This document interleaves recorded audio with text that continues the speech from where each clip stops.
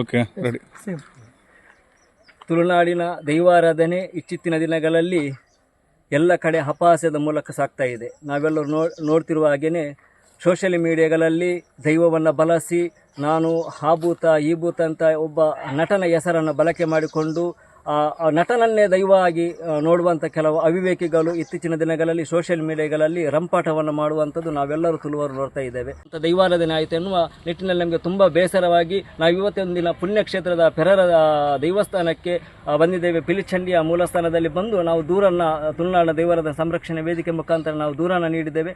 ಆ ದೂರಿನ ಮುಖಾಂತರ ದೈವದ ಒಂದು ಒಳ್ಳೆಯ ರೀತಿ ನಿರ್ಧಾರ ಬಂತು. ಯಾರೆಲ್ಲ ಈ ನಮ್ಮ ತುಳುನಾಡಿನ ದೈವಕ್ಕೆ ಅಪಹಾಸ ಮಾಡ್ತಾರೋ ಅವರನ್ನು ಹುಚ್ಚು ಕಟ್ಟಿಸ್ತೇನೆ, ಅವರನ್ನು ಯಾರೆಲ್ಲ ದೈವದ ಹೆಸರಲ್ಲಿ ದುಡ್ಡು ಮಾಡ್ತಾರೋ ಅವರನ್ನು ಆ ದುಡ್ಡನ್ನು ನಾನು ಹಾಸ್ಪಿಟಲ್ಗೆ ಹಾಕಿಸ್ತೇನೆ ಅಂತ ಹೇಳಿ ದೈವ ನುಡಿಕೊಟ್ಟಿತು.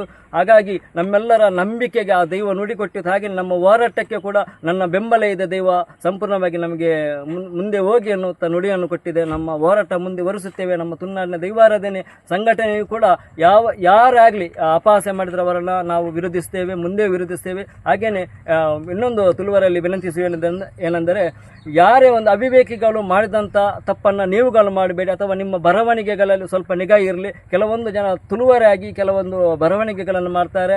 ಹಾಗಾಗಿ ಇಂಥ ಬರವಣಿಗೆಗಳನ್ನು ಬದಿಗಿಟ್ಟು ನಮ್ಮ ತುಳುನಾಡಿನ ದೈವಾರಾಧನೆ ಉಳಿವಿಗಾಗಿ ನೀವೆಲ್ಲರೂ ಕೈ ಜೋಡಿಸಬೇಕು. ಹಾಗಾಗಿ ಈ ನಿಟ್ಟಿನಲ್ಲಿ ಹೇಳುವುದೇನೆಂದರೆ ನಮ್ಮ ಆರಾಧನೆ ಪದ್ಧತಿ ಸಾವಿರಾರು ವರ್ಷಗಳಿಂದ ನಡೆದುಕೊಂಡು ಬಂದಂತಹ ಹಿರಿಯರು ಕೊಟ್ಟಂಥ ಮಾರ್ಗದರ್ಶನದ ದೈವಾರಾಧನೆ ಮುಂದೆ ಕೂಡ ತುಳುನಾಡಿನಲ್ಲಿ ಶ್ರದ್ಧೆ ಭಕ್ತಿಯಾಗಿರಬೇಕಂತ ನಮ್ಮೆಲ್ಲರ ಕೋರಿಕೆ. ಆ ಕೋರಿಕೆಗೆ ನೀವೆಲ್ಲರೂ ಸಹಕರಿಸಬೇಕಾಗಿ ತಮ್ಮಲ್ಲಿ ವಿನಂತಿಸಿಕೊಳ್ತಾ ಇದ್ದೇನೆ.